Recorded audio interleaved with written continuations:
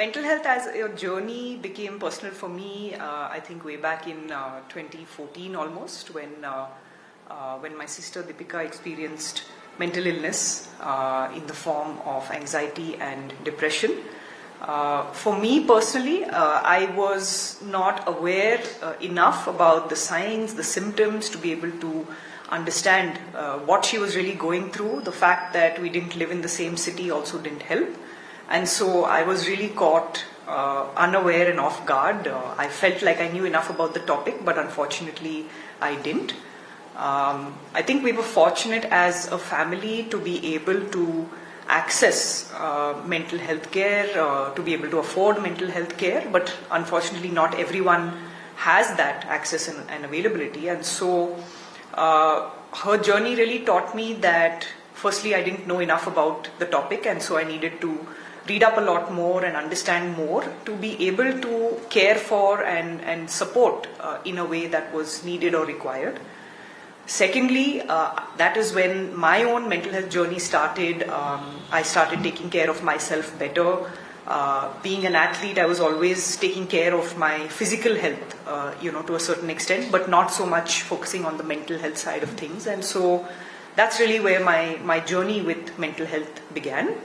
And the more I, researched and the more I understood about this topic, I began to realize that there are millions of people out there, not just in India, but globally as well, who are experiencing this.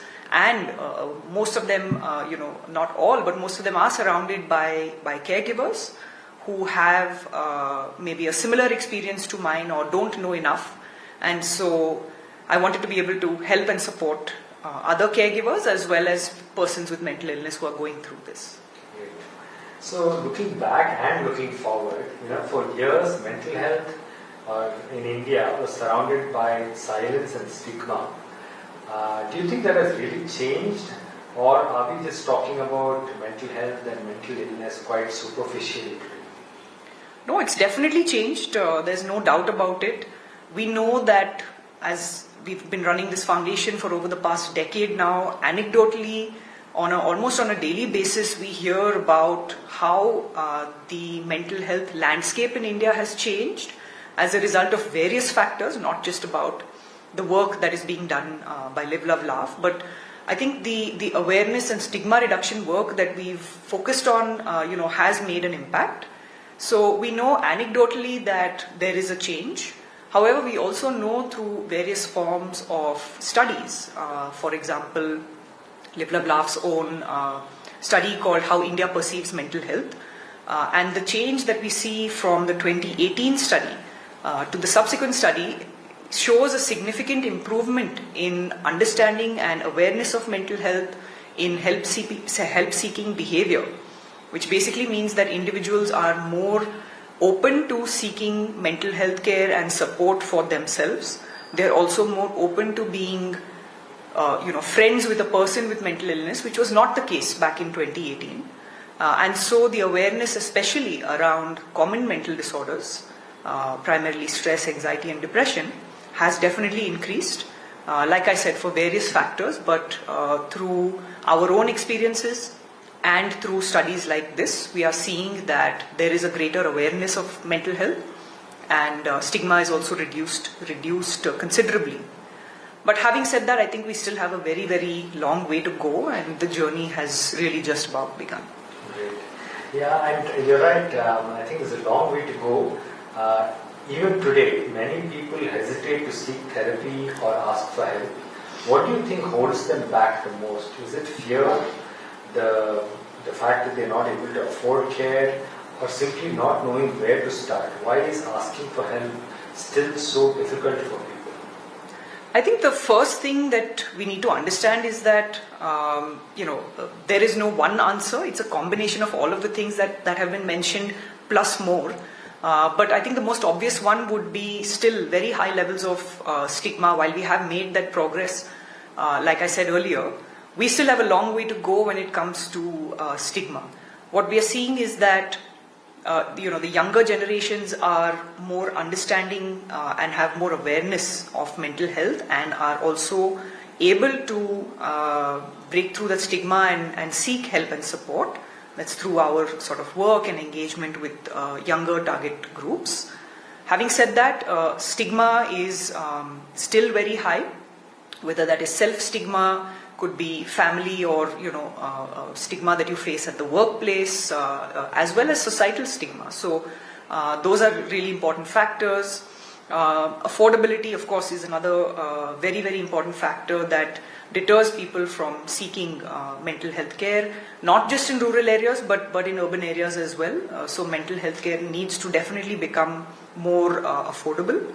I think also the lack of awareness, the lack of, not just of the topic of mental health, but even if you've become aware, that you're going through something, there's still a lot of work to be done on people understanding where do you actually go to seek help and support.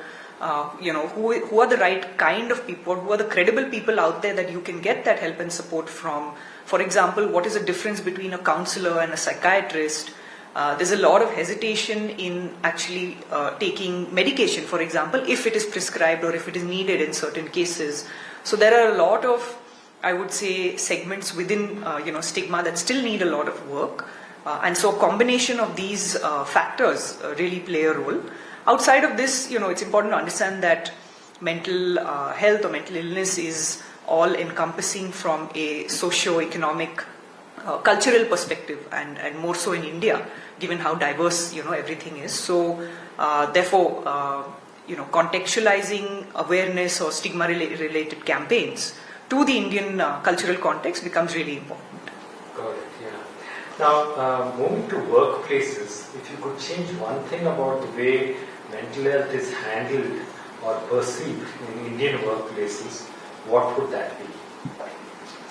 I would say maybe two things, if not one. For workplaces that are not prioritizing mental health within their settings, I think it's extremely crucial and important to understand how necessary something like this is, not just from the perspective of productivity and the implications of mental health on the business itself, but also for organizations to have healthy, thriving individuals who are coming into the workplace and contributing to the overall business goals.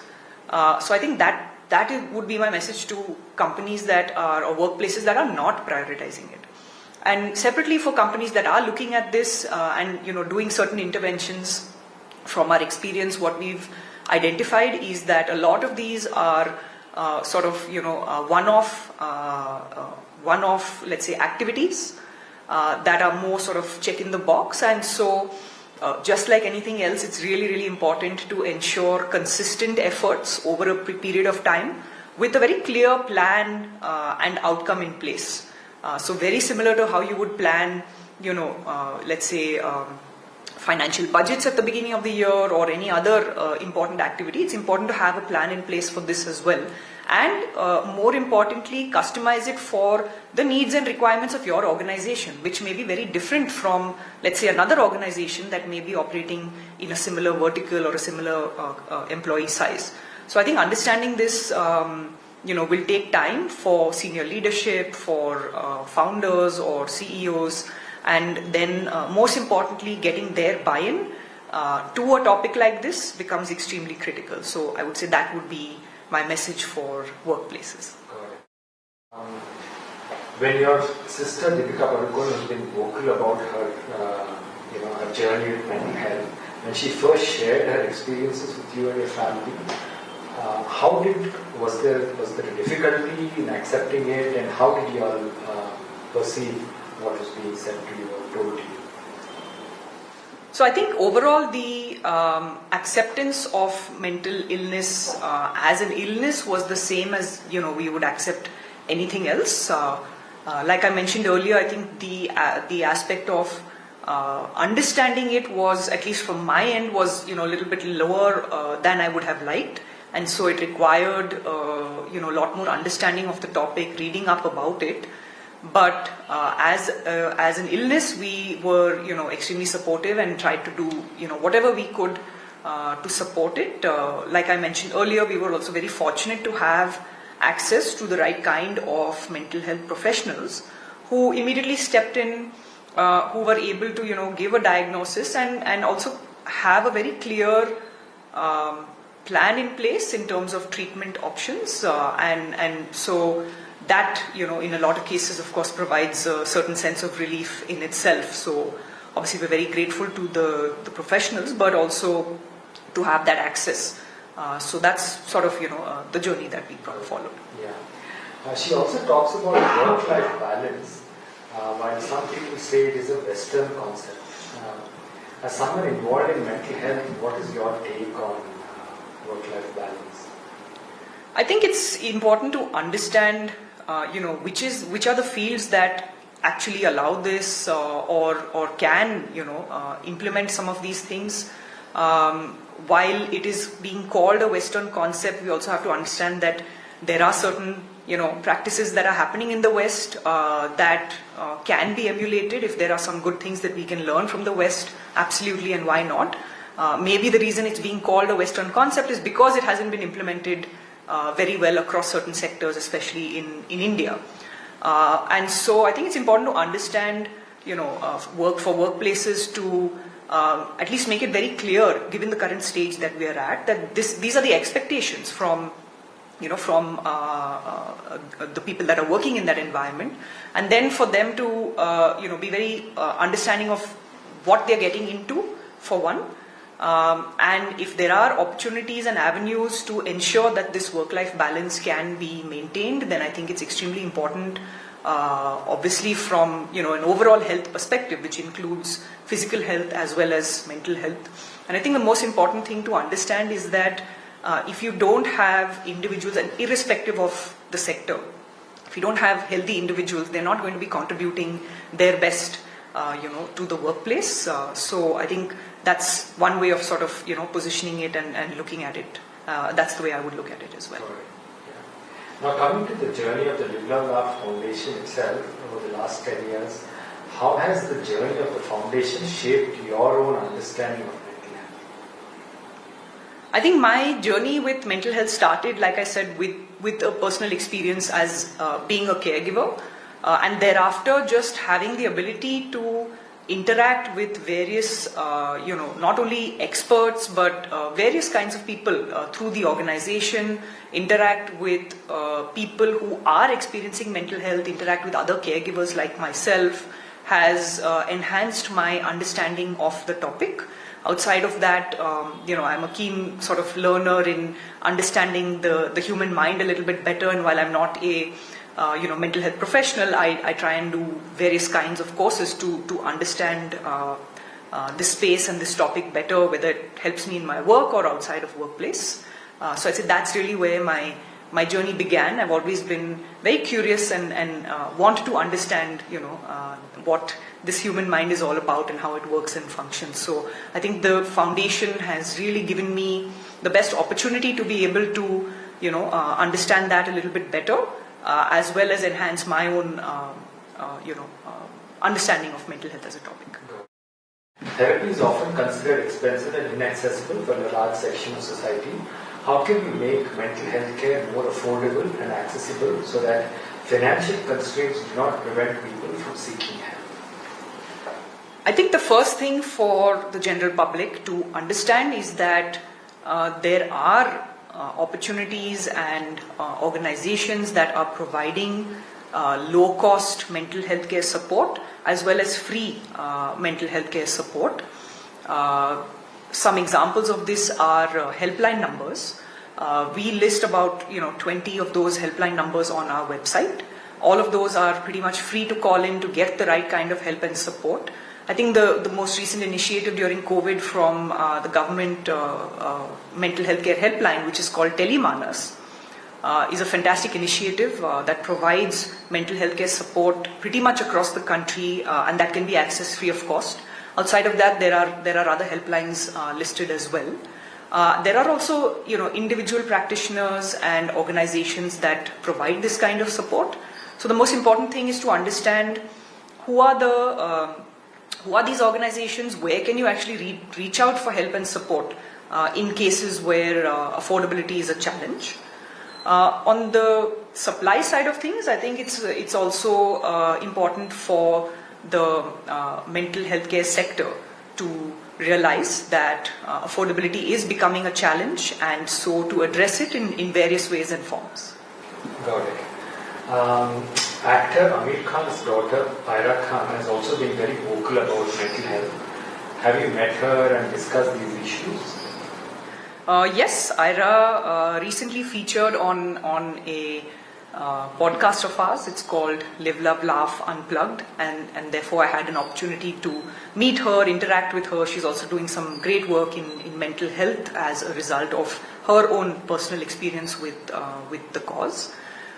So I think the interaction was wonderful, and we've exchanged some notes on some of the challenges that we both faced. We're in touch every now and then, and so I hope that her foundation, Agatsu Foundation, continues to achieve great heights, and I wish her all the very best. You were a professional golfer as well. Do you miss those days, or are you completely happy with your journey now as a person working in the mental health care sector? I get that question pretty often. The honest answer is that I don't miss it much. I think I pursued it and played it very, very seriously for a certain period of time. I was able to, in hindsight, achieve a lot of what I actually wanted. Being able to represent the country is not something that everyone can say that they've done, and so. Having said that, I think there are a lot of learnings that I've taken from having played competitive sport at various levels, including, of course, with golf. And so I try and bring a lot of those learnings, a lot of that discipline that you inculcate as an athlete into my professional life, and of course outside of it as well. I'm still very keen on staying active and being fit. So that's something that I've carried forward. But like I said, outside of that, there's a lot that I've learned. And of course, the most important aspect is the friends that I've made, as well as the experiences that I've been able to have. So I'm very, very fortunate for everything that has happened. But no, I don't miss it as much, and it also allows me more time to to play and experience other sports, spend more time with people around me that I wasn't able to do as much at that point of time, and experiences such as travel, etc. Great. Lastly, many people are silently battling mental health challenges behind closed doors. As someone working in the sector, what would you like to say to them? I think the most important thing that when you're going through mental illness, one of the things that you feel is a feeling of loneliness. So the only thing I'd like to say is that please know and understand that you are not the only person going through this. There are millions of others out there probably experiencing something very similar or going through something very similar. The mental health care landscape in India is changing for the better. Organizations like Live, Love, Laugh Foundation are doing all that we can to help and support. So if you feel like you are experiencing something that is beyond your sort of control, it's extremely important to reach out for help and support from mental health care professionals or even the people around you to help you access the professionals out there. So my message would be, firstly, you are not alone. And secondly, please, access whatever help and support is out there. And for anyone who's looking for more information on the topic or, resources that you can reach out to, you can log on to the Live, Love, Laugh Foundation website and access all of this there.